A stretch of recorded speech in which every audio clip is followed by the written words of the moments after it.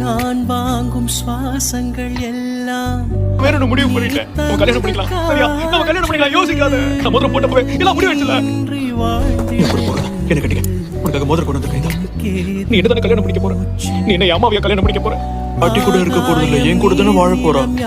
என் பாட்டி நிழல் கூட அவன் மேல படாது. அப்படியே அப்பா மாதிரி ஒருத்தனுக்கு எப்படிதான் பிடிச்சாலும் மட்டும் ஏதாவது ஆயிருந்ததுன்னா நான் உயிரோடவே இருக்க மாட்டேன். ஒருத்தருக்காக ஒருத்தர் ஏங்கணும். நானே சாட்சி நீ இல்லாம நானே அப்போ உண்மையிலேயே முடிஞ்சிருச்சு. எல்லாம் முடிஞ்சிருச்சு. விட முடியாது. எப்படி வாழ முடியும்?